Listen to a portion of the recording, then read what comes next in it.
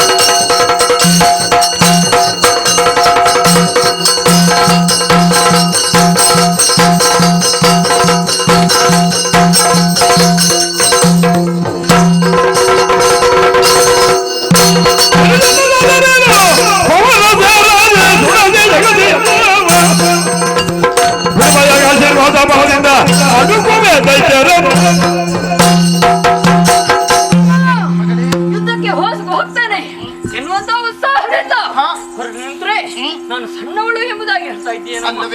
ಅಮ್ಮ, ನಾನು ಸಣ್ಣವಳಾದ್ರೆ ನಮ್ಮ ನಿನ್ನ ಕಂದನಲ್ವೇ, ನಿನ್ನ ಸಂಕಲ್ಪ ಮಾತ್ರದಿಂದ ಹುಟ್ಟಿದ್ದೇನೆ.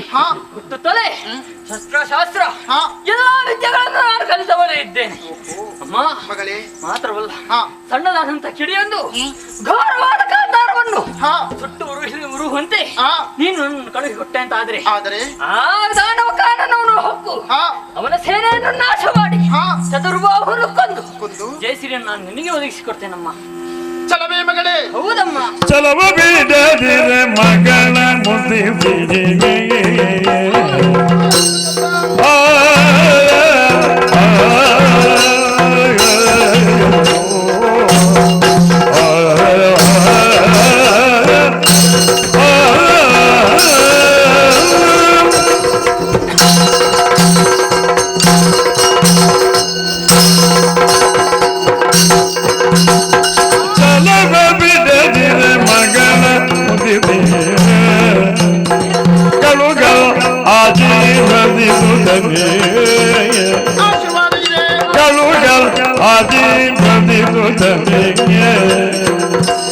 ಕಡು ಗೆಲ್ಲುವ ಕವಚ ಈ ಯುದ್ಧ ನಲವಿನು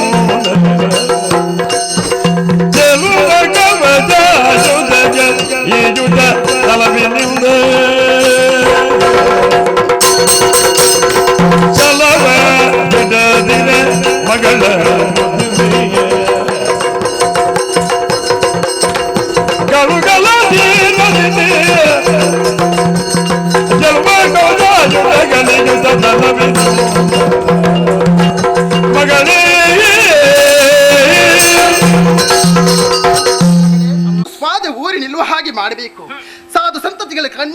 ರಕ್ಷಿಸಬೇಕು ಎಂಬಂತಹ ಉದ್ದೇಶದಿಂದ ಹೊರಟು ನಿಂತಹ ಧರ್ಮದ ಕಾರ್ಯಕ್ಕೆ ಯಾವತ್ತೂ ತಡೆಗೋಡೆಯಾಗಿ ನಿಲ್ಲಲಾರೆ.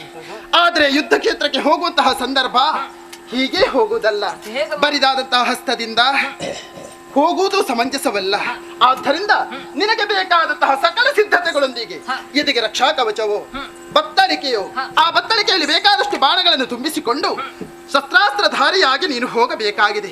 ಇದೋ ಆದ್ದರಿಂದಲಾಗಿ ದಿವ್ಯವಾದಂತಹ ಆಯುಧವೊಂದನ್ನು ಕೊಡ್ತಾ ಇದ್ದೇನೆ ಮಗಳೇ. ಹೋದ ಕಾರ್ಯದಲ್ಲಿ ಜಯಶ್ರೀಯನ್ನು ಪಡೆದುಕೊಂಡು ಬಾ. ಶ್ರೇಯಸ್ಸಾಗಲಿ ಬಾಲ ಸರಸ್ವತಿ, ಹೋಗಿ ಬಾರಮ್ಮ.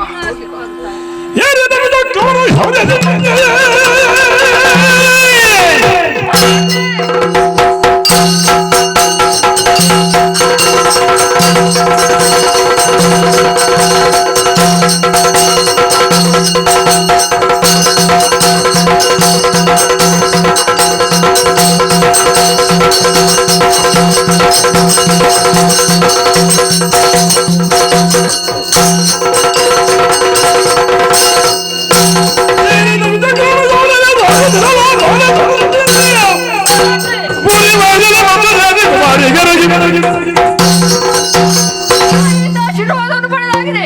ನನ್ನದಾದಂತಹ ಸೇನೆಯನ್ನು ಕೊಡಿ. ಚತುರ್ಭಾಗ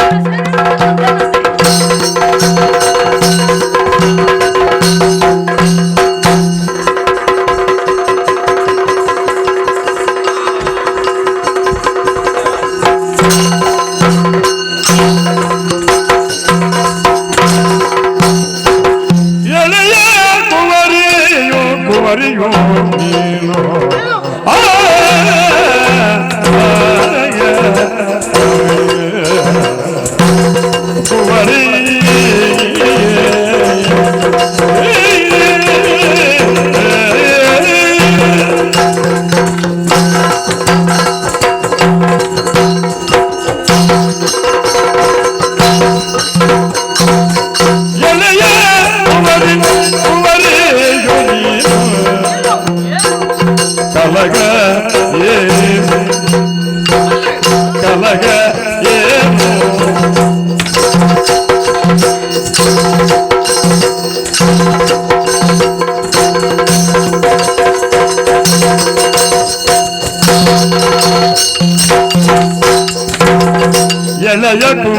ನೀನು ಕಲಗಲೇನೆ ಸುಲಭಗಲ್ಲ ತಿಳಿದು ನೋಡೆ. ಲಲಿತೆ ಎಂಬವಳ ಕಳುಕು, ಲಲಿತೆ ಎಂಬವಳ ಕಳುಕು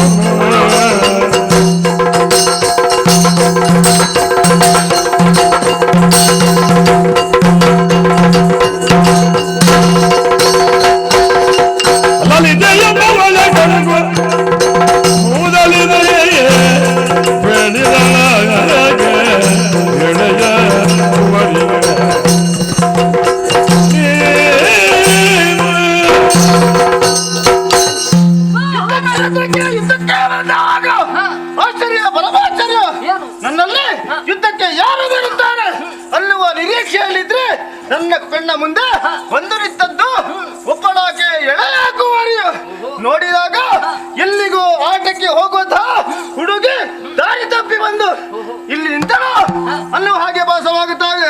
ಆದ್ರೂ ಸರಿಯಾಗಿ ನೋಡಿದ್ರೆ ಕೈಯಲ್ಲಿ ಆಯುಧವನ್ನು ಹಿಡಿದು ಬಂದದ್ದೀಯ. ಆಹಾ, ಹೌದು, ಈ ಕಲಹಕ್ಕಾಗಿ ನಮ್ಮ ಜೊತೆಯಲ್ಲಿ ಬಂದಿದ್ದೀಯ. ನಮ್ಮಲ್ಲಿ ಹೋರಾಡುವುದು ಅಷ್ಟು ಸುಲಭವಲ್ಲ. ಹಾಗಾಗಿ ಹೇಳುತ್ತಾ ಇದ್ದೇನೆ, ಲಲಿತೆ ಎಂಬವಳು ಇದ್ದಾಳಂತೆ, ಅವಳನ್ನು ಯುದ್ಧಕ್ಕೆ ಕಳುಹಿಸು. ಎಲ್ಲ ಎಲ್ಲ ನೊರಜುಗಲ ಹೊರಸೆ ಹೊರಸೆ ಮದಕರಿಯಾಗಿ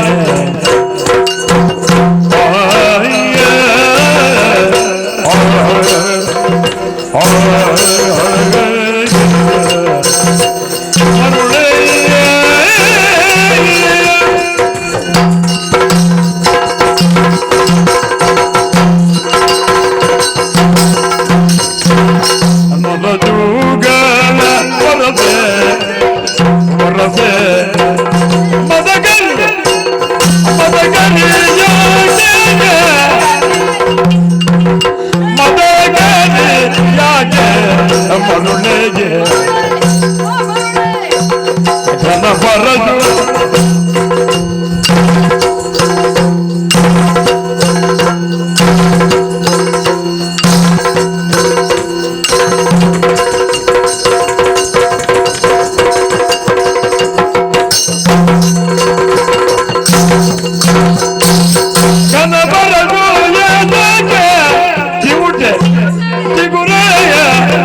ಬರದು ಯಾದಕ್ಕೆ ಬರದು ಯಾದಕ್ಕೆ ಕಿವುಟೆ ಜಿಗುರೆ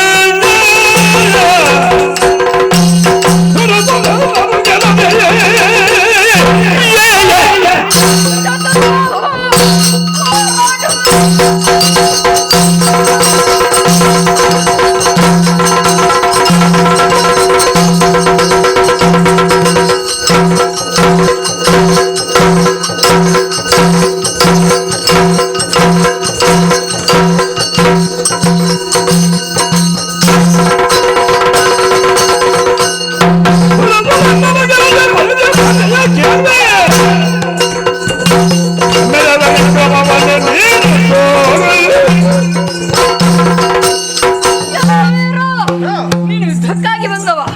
ಆದ್ರೆ ಹೋರಾಡುವುದನ್ನು ಬಿಟ್ಟು ಜಾರಿಕೊಳ್ಳುವ ಯತ್ನವನ್ನು ಮಾಡ್ತಾ ಇದ್ರಿ. ನೀನು ನಿಜವಾಗಿ ಶೂರನಾಗಿದ್ರೆ ನನ್ನಲ್ಲಿ ಹೋರಾಡಬೇಕಿತ್ತು. ಅದನ್ನು ಬಿಟ್ಟು ನಾನಿನ್ನು ಸಣ್ಣವಳು, ಎಳೆಯ ಕುವರಿ ಎಂಬುದಾಗಿ ಹೇಳ್ತಾ ಇದ್ದೀಯ.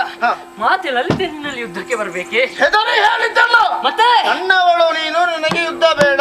ಗೊತ್ತಾಗ್ತದೆ. ಇಗೋ ಅಂಗಳದ ಜಗುಳಿಯನ್ನು ಹಾರದವನು ಮೇಲೆ ಆಕಾಶಕ್ಕೆ ನೆಗೆತಾನೆ ಎಂಬುದಾಗಿ ಹೇಳಿದ್ರೆ ಅದು ಸಾಧ್ಯವಾದೀತೇನು? ಸಾಧ್ಯವಾಗುವುದಿಲ್ಲ. ನೀನು ನಿಜವಾಗಿ ವೀರನೇ ಆಗುವುದು ಅಂತಾದ್ರೆ ಮೊದಲು ಲಲಿತೆಯ ಮಗಳಾದ ಅಪಾರ ಸರಸ್ವತಿ ನಾನಿದ್ದೇನೆ. ನನ್ನಲ್ಲಿ ಹೋರಾಟ ಮಾಡು. ಆಮೇಲೆ ನನ್ನನ್ನು ಗೆದ್ದೆ ಅಂತಾದ್ರೆ ನನ್ನ ಅಮ್ಮ ಬರ್ತಾಳೆ.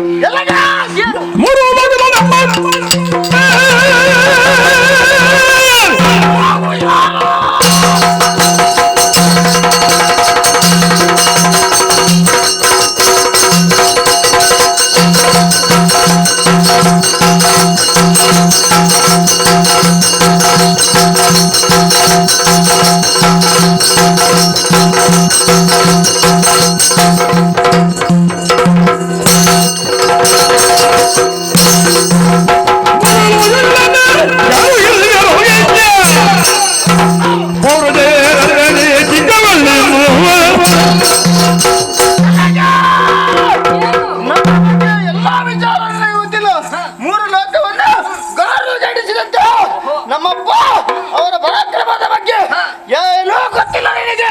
ಹಾಗಾಗಿ ಹೇಳ್ತಾ ಇದ್ದೇನೆ, ಕಾಳಗ ಬೇಡ.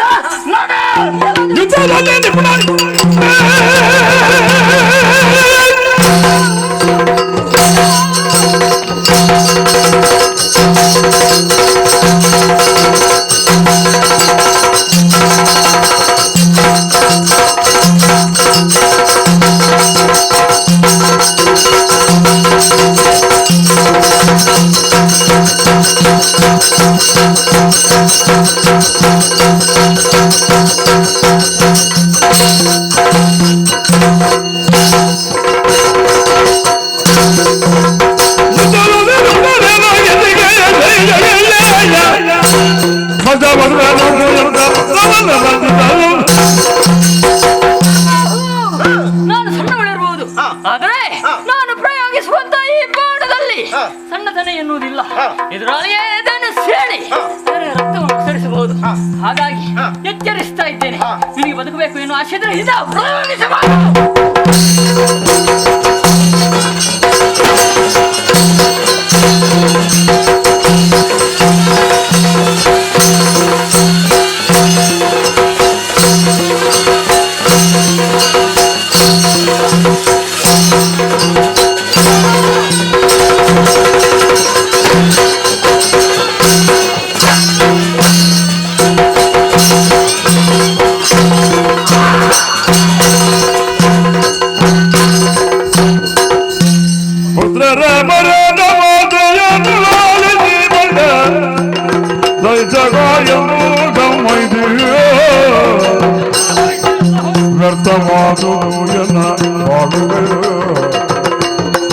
ಗಣಧರ ಕೀರ್ತಿಯ ನನಗದಿ ಕಲಿಸಿ